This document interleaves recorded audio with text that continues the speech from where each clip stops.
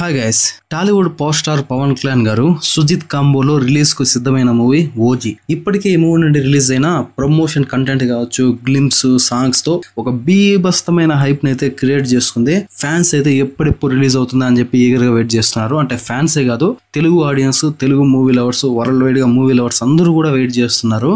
ఈ నెల 25వ తేదీన గ్రాండ్ గా రిలీజ్ కాబోతుంది. పవర్ స్టార్ రేంజ్ ఏంటో చూపించే మూవీ అవుతుందని చెప్పింది. ఫ్యాన్స్ చాలా ధీమా అయితే వ్యక్తం చేస్తున్నారు. అయితే ఈ మూవీకి సంబంధించిన స్టోరీ లీక్ అంటూ పలు లీక్స్ అయితే అటు సోషల్ మీడియాలో ట్రెండింగ్ లో ఉన్నాయి. అసలు ఓజీ మూవీ ఒక గ్యాంగ్స్టర్ బ్యాక్ డ్రాప్ లో నడుస్తుందని చెప్పింది. సుజిత్ ఇప్పటికైతే అనౌన్స్ చేసేసారు, అదే ఫిక్స్ అని కూడా తెలుస్తుంది. అయితే ఇండియాలోని ఓ ఒరిజినల్ గ్యాంగ్స్టర్ రివెంజ్ స్టోరీనే ఈ మూవీ అన్నమాట. ఎందుకు జపనీస్ లాంగ్వేజ్ లో ఓజీ ఫస్ట్ లుక్ రిలీజ్ చేశారు. మీరు బాగా గమనించినట్లయితే ఆ జపాన్ మ్యూజిక్ ఇన్స్ట్రుమెంట్స్ కూడా జపాన్ కి సంబంధించింది. ఎందుకు వాడాల్సి వచ్చింది? ఈ మధ్యనే ఒక ఇన్స్ట్రుమెంట్స్ లో ఒక మ్యూజిక్ వాయించే ఒక వీడియో అయితే బయట వచ్చింది కదా, అవన్నీ కూడా జపాన్ కి సంబంధించినవే. అసలు జపాన్ యాక్టర్స్ ఎందుకు యాక్ట్ చేయడం ఎందుకు, ఇలాంటి ఎన్నో ప్రశ్నలు అయితే తలెత్తుతున్నాయి. వాటికైతే దానికి సంబంధించి ఎటువంటి క్లారిటీ లేదు. అయితే ఒక ఇంటర్వ్యూలో మాత్రం సుజిత్ మాట్లాడుతూ పవన్ కళ్యాణ్ కు జపాన్ అన్న, మార్షల్ ఆర్ట్స్ అన్న, అకిరా కురోసావా అన్న చాలా ఇష్టం అంటూ చెప్పుకొచ్చాడు. ఆ ప్రభావం ఈ మూవీలో ఖచ్చితంగా కళ్ళకు కట్టినట్టు కనిపిస్తుంది. తనపై కూడా జపాన్ ప్రభావం చాలా ఉందంటూ వివరించాడు. అందుకే సినిమాలు ఇవన్నీ కనిపిస్తాయంటూ ఒక క్లారిటీ అయితే ఇచ్చే ప్రయత్నం చేశాడు. అయితే మూవీలో అక్కడక్కడ మాత్రమే జపాన్ పోలికలు ఉంటే ఖచ్చితంగా ఇలా ఫస్ట్ లుక్ నుంచి ప్రమోషన్ జపాన్ లాంగ్వేజ్ లో మొదలవదు కదా. Cinema first look poster Japan భాషలో ఎందుకు రాసి ఉంది, వాడని ఇంగ్లీష్ అక్షరాల్లో చూస్తే భయ్యా సుమోటోగా కురు అని అర్థం అన్నమాట. జపాన్ భాషలో దాని అర్థం వచ్చేసి ఫైర్ స్టార్మ్ ఈస్ కమింగ్ అని అర్థం అనమాట. ఇక ఇదే సాంగ్ గా కూడా రిలీజ్ చేశారు, first song. So first look నుంచే ఈ మూవీకి జపాన్ పోలికలు కనిపించడం క్లియర్ గా అర్థమవుతుంది.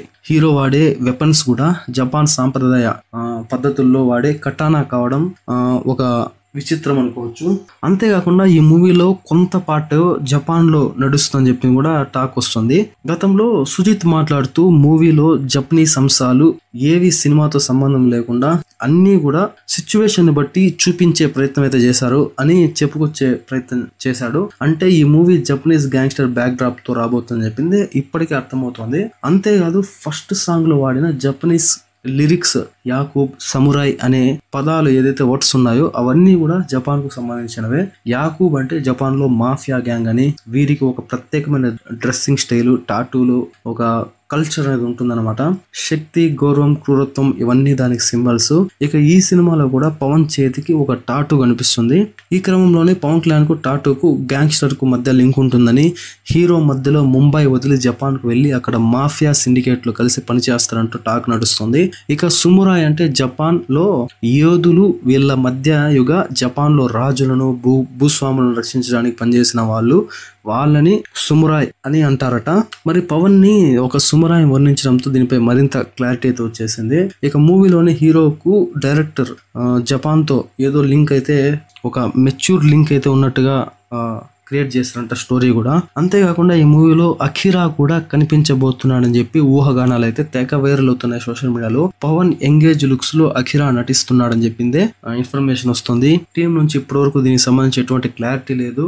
ఫైర్ స్టార్మ్ సాంగ్ రిలీజ్ అయినప్పుడు మాత్రం కొన్ని లుక్స్ అఖిరా లాగా కనిపించడంతో ఫ్యాన్స్ కూడా ఇదే నిజమని చెప్పి ఫిక్స్ అయిపోయారు. ఒకవేళ ఇదే నిజమైతే పవన్ ఎంగేజ్ లుక్ లో అఖిరా కనిపిస్తే మాత్రం సినిమా నెక్స్ట్ లెవెల్లో ఉంటుంది అనడంలో ఎటువంటి డౌట్ లేదు. ఈ క్రమంలోనే అఖిరా ఎంగేజ్ లో శత్రువుల మీద రివెంజ్ తీసుకుని జపాన్ వెళ్లిపోయి తర్వాత పెద్ద గ్యాంగ్స్టర్ గా వెనక్కి పవన్ కళ్యాణ్ రూపంలో వచ్చి మిగిలిన రివెంజ్ ఏదో తీర్చుకుంటాడు. ఇదే స్టోరీ అంటూ టాక్ నడుస్తుంది.